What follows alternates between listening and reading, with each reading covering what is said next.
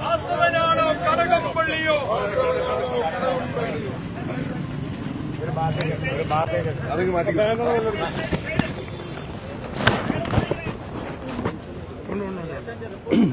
കുറച്ച് താഴ്ത്തി പഠിക്കാം, മുഖം മറക്കണ്ട.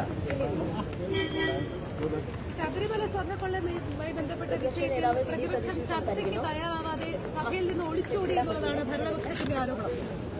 ചർച്ച ആവശ്യമില്ല, മന്ത്രിയുടെ രാജിയാണ് ആവശ്യം. SITയുടെ മീതെയുള്ള മുഖ്യമന്ത്രിയുടെ ഓഫീസിന്റെ അനാവശ്യമായ സമ്മർദ്ദം ഇത് അവസാനിപ്പിക്കണം. മന്ത്രി വാസവൻ രാജിവെക്കണം. ഈ രണ്ട് ഡിമാൻഡുകളാണ് ഞങ്ങൾ മുന്നോട്ട് വെച്ചത്. നേരത്തെ ഒരു ഡിമാൻഡും കൂടി ഉണ്ടായിരുന്നു, ദേവസ്വം ബോർഡ് പ്രസിഡന്റിനെ ചവിട്ടി പുറത്താക്കണമെന്ന്. അതവർ മാറ്റി. അയാളെ തുടരാനുള്ള പരിപാടിയായിരുന്നു. ഞങ്ങളുടെ സമരത്തിന്റെ ഭാഗവും ശക്തമായ സമ്മർദ്ദത്തിന്റെ ഭാഗമായിട്ടാണ് പുതിയ ദേവസ്വം ബോർഡ് പ്രസിഡന്റ് വന്നത്. മന്ത്രി വാസവൻ അവിടെ തുടരുകയാണ്. എന്താണ് കോടതി പറഞ്ഞിരിക്കുന്നത്? കോടതി ഞെട്ടിക്കുന്ന വിവരങ്ങളാണ് നവംബർ 5 കോടതി വിധിയിൽ പറഞ്ഞിരിക്കുന്നത്. കാരണം 2024 അതായത് 2019 ഒരു കൊള്ള നടന്നു. ആ കൊള്ളയെക്കുറിച്ച് കൃത്യമായി ഉണ്ണികൃഷ്ണൻ പോറ്റി ബാക്കി വന്ന 475 ഗ്രാം സ്വർണം തിരിമറി നടത്തിയ വ്യക്തിയാണെന്ന് അറിഞ്ഞിട്ടും കോടതി വിധി പോലും കാറ്റിൽ പറത്തി അയാൾക്ക് തന്നെ ശില്പങ്ങൾ സ്വർണം പൂശാൻ നൽകിയത് കോടതി വിധിയുടെ ലംഘനമാണ്. അപ്പോൾ 2019 നടത്തിയ സ്വർണ്ണക്കൊള്ളയെക്കുറിച്ച് കൃത്യമായി അറിയാമായിരുന്നിട്ടും 2024 വീണ്ടും അത് കൊടുത്തു. അതായത് എല്ലാം ലംഘിച്ചുകൊണ്ടാണ് ഇതെല്ലാം ചെയ്തത്. അതിൽ ദേവസ്വം ബോർഡ് പ്രസിഡന്റിന്റെ കത്തുണ്ടായിരുന്നു, അടിയന്തരമായി ഉത്തരവിറക്കണമെന്ന് ആവശ്യപ്പെട്ട്. 27-ാം തീയതി സ്പോൺസർഷിപ്പിൽ ഈ പ്രവൃത്തി നടത്താൻ ബോർഡ് ഉത്തരവിറക്കി. എന്നിട്ട് കോടതി പറഞ്ഞിരിക്കുന്നത് എന്താണ്? കോടതി പറഞ്ഞിരിക്കുന്നത് അതായത് ഒരു കൃത്രിമ അർജൻസി ഉണ്ടാക്കി. 2025 വീണ്ടും 2024 ചെയ്യാൻ പറ്റിയില്ല. 2025 ഒരു കൃത്രിമ അർജൻസി ഉണ്ടാക്കി ശില്പങ്ങൾ കൊണ്ടുപോകാൻ വീണ്ടും ശ്രമം ആരംഭിച്ചു. നവംബറിൽ ആരംഭിക്കുന്ന മണ്ഡലകാലത്തിന് മുമ്പ് ശബരിമലയിൽ തന്നെ അറ്റകുറ്റ പ്രവൃത്തി നടത്താൻ സമയമുണ്ടായിട്ടും ദ്വാരപാലക ശില്പങ്ങൾ പുറത്തു കൊടുത്തുവിടാൻ സൌകര്യമൊരുക്കിയെന്നാണ്. എന്തിനാണ്?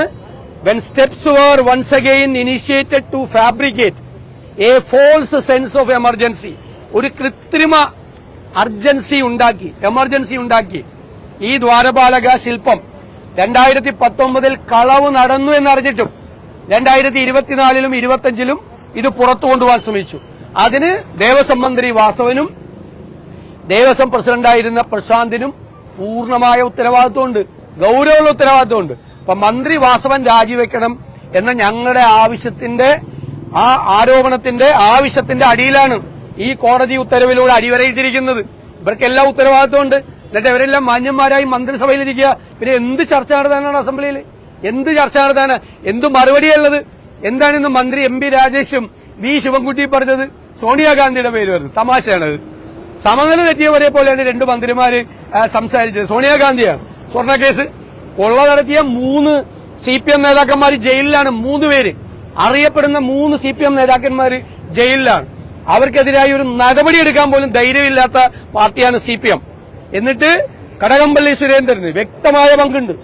ഞങ്ങൾ ആരോപണം ഉന്നയിച്ചു. കടകംപള്ളി സുരേന്ദ്രനെ അറസ്റ്റ് ചെയ്യാതിരിക്കാൻ, വീണ്ടും ചോദ്യം ചെയ്യാതിരിക്കാൻ മുഖ്യമന്ത്രിയുടെ ഓഫീസിൽ നിന്ന് സമ്മർദ്ദമാണ്.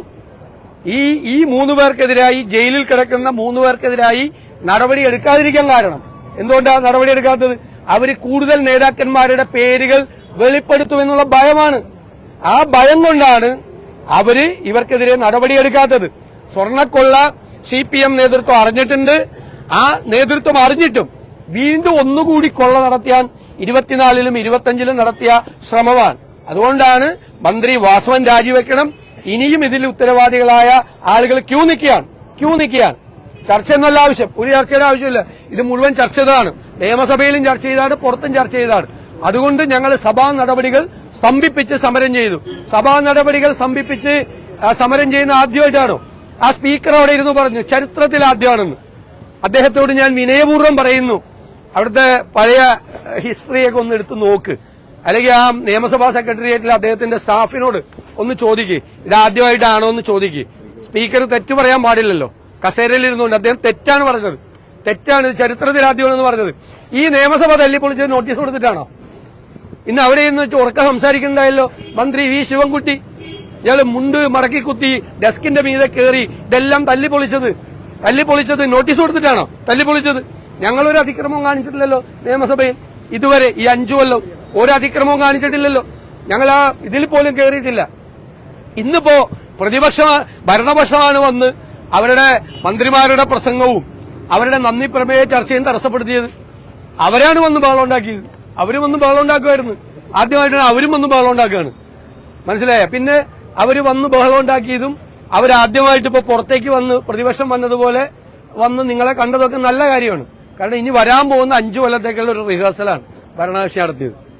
അവർ പ്രതിപക്ഷത്താവുമ്പോൾ ചെയ്യേണ്ട രീതി ഒരു റിഹേഴ്സൽ നടത്തിയതായിട്ടാണ് ഞങ്ങൾക്ക് ഇന്ന് തോന്നിയത്. മുദ്രാവാക്യം അവിടെ വന്ന് വെല്ലിന്റെ അടുത്ത് വന്ന് മുദ്രാവാക്യം വിളിച്ചതും പുറത്തേക്ക് ഇറങ്ങി വന്ന് മാധ്യമങ്ങളെ കണ്ടതും സാധാരണ പ്രതിപക്ഷം ചെയ്യേണ്ട ഒരു രീതി ഇപ്പോഴേ ഒരു റിഹേഴ്സൽ നടത്തിയതായിട്ടാണ് ഞങ്ങളെല്ലാവരും വിലയിരുത്തിയിരിക്കുന്നത്. അതുകൊണ്ട് കുഴപ്പമൊന്നുമില്ല.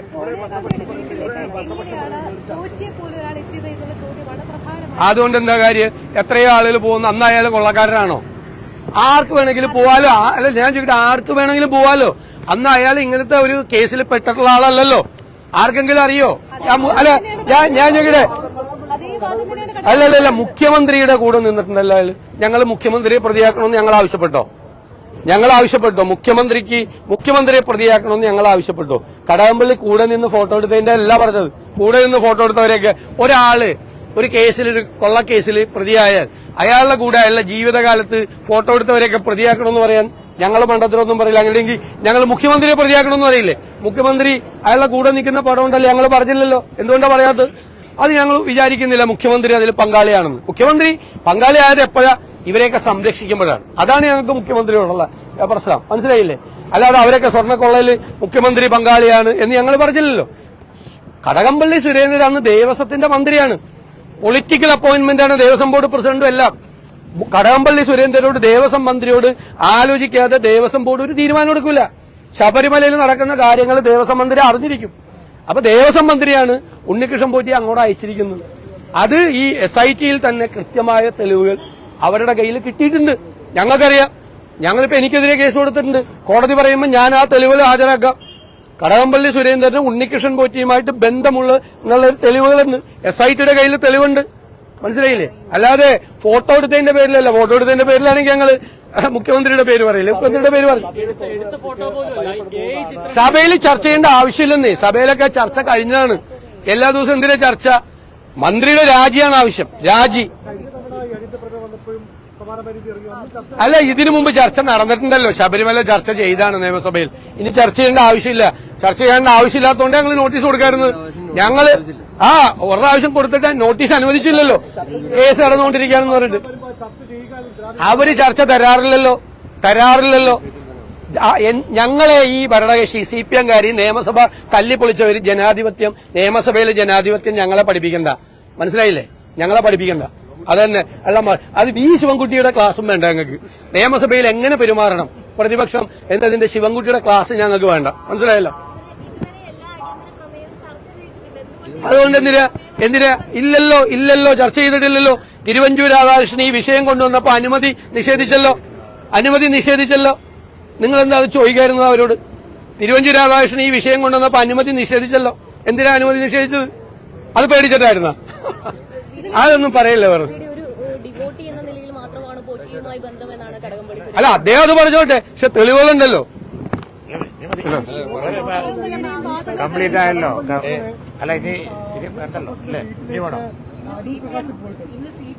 അല്ല, ഇത് ചർച്ച ചെയ്ത് ഡയലൂട്ട് ചെയ്യാം എന്നൊരാഗ്രഹം അവർക്ക് കാണും.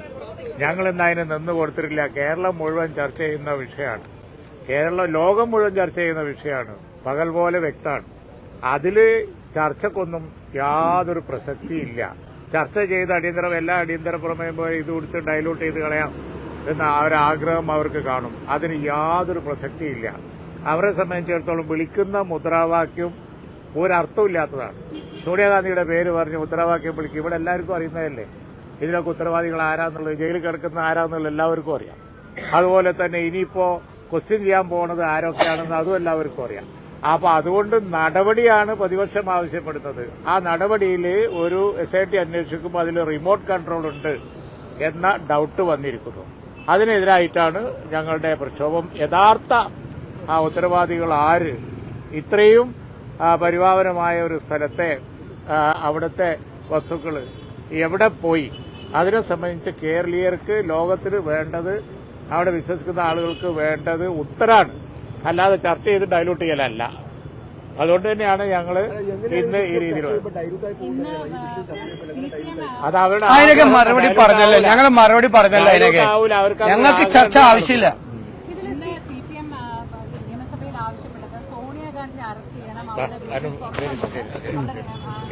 അതൊക്കെ എന്ത് വിഡ്ഢിത്തവും വിളിച്ചു പറയുന്ന മന്ത്രിമാർ, ഒരു നിലവാരമില്ലാത്ത മന്ത്രിമാര് ഈ മന്ത്രിസഭയിൽ ഉണ്ടെന്നുള്ളതിന്റെ ഏറ്റവും വലിയ ഉദാഹരണമാണ് ആ പറഞ്ഞത്. അതാണ് മനസ്സിലായില്ലേ? എന്തും പറയാൻ കടകംപള്ളി സുരേന്ദ്രൻ എന്ന പുറത്ത് മാധ്യമങ്ങളോട് സംസാരിച്ചപ്പോൾ പറഞ്ഞത് കളങ്കിതനായ ഒരു വ്യക്തിയെ സോണിയാഗാന്ധി വീട്ടിലേക്ക് ക്ഷണിക്കുമെന്ന് കരുതുന്നില്ല എന്നാണ് അദ്ദേഹം പറഞ്ഞത്. പറഞ്ഞല്ല, അതാ എല്ലാവർക്കും അറിയാലോ. ഈ സ്വർണം കട്ടതാരാ? 3 പേര് ആരാ ജയിലിൽ കിടക്കണം? അത് കോടതിയുടെ മുൻപാകെ വന്ന തെളിവുകൾ പരിശോധിച്ചിട്ടാണ് കോടതി. അവർക്ക് ജാമ്യം പോലും കൊടുക്കുന്നില്ല. ജാമ്യം കൊടുക്കാൻ പോകുമ്പോൾ കോടതി രൂക്ഷമായിട്ട് വിമർശിക്കുകയാണ്. വീണ്ടും ഒരുപാട് ആളുകൾ പുറത്തു നിൽക്കണമെന്ന കോടതി ജാമ്യാപേക്ഷയുമായിട്ട് ചെന്നപ്പോൾ കോടതി പറഞ്ഞെന്താ? കോടതിയെക്കുറിച്ചാണല്ലോ പറയുന്നത്. ജാമ്യാപേക്ഷയുമായിട്ട് ചെന്നപ്പോൾ ഇനി ആളുകൾ പുറത്തു നിൽക്കുമെന്നാണ് ഇതിൽ ഉത്തരവാദികളായ ആള്. കാരണം കോടതിയുടെ മുൻപാകെ വന്ന തെളിവുകൾ വെച്ചുകൊണ്ടാണ് കോടതി സംസാരിക്കുന്നത്. മനസ്സിലായ? ഞങ്ങൾ ഡിമാൻഡ് ചെയ്യുന്നത് മന്ത്രി വാസവന്റെ രാജിയും SITയുടെ മീതെ മുഖ്യമന്ത്രിയുടെ ഓഫീസ് നടത്തുന്ന അനാവശ്യമായ സമ്മർദ്ദം അവസാനിപ്പിക്കണമെന്നാണ്. പിന്നെ ഈ സഭയിൽ സമരമാണ് ഞങ്ങൾ ചെയ്യുന്നത്. അപ്പൊ ചർച്ചയ്ക്ക് പ്രസക്തിയില്ല. സമരമാണ്. ഞങ്ങൾ പറഞ്ഞല്ലോ, ഞാൻ എഴുന്നേറ്റ് എന്ന് പറഞ്ഞല്ല, സമരത്തിലാണ് ഞങ്ങൾ പ്രക്ഷോഭണത്തിലാണ്. സഭയ്ക്ക് അകത്തും പുറത്തും ഞങ്ങൾ പ്രക്ഷോഭണത്തിലാണ്, സമരത്തിന്റെ ഭാഗമാണ്. പിന്നെ എന്താ ചെയ്യാൻ? അത് അവരോട് തന്നെ ചോദിച്ചാൽ മതി, എന്തുകൊണ്ടാ വൈരുദ്ധ്യം. ഇത് എല്ലാവർക്കും അറിയാവുന്നത്. ഞാൻ ഒറ്റ ചോദ്യം ചോദിച്ചല്ലോ, ഒരാൾ നാളെ കൊള്ളക്കാരനാണ് എന്ന് തെളിഞ്ഞാൽ അയാളുടെ കൂടെ പടം വരുന്ന എല്ലാവരും അതിന്റെ അകത്ത് ഇൻവോൾവ് ആവുന്ന പലരും പല സ്ഥലത്തും പോയി കാണും.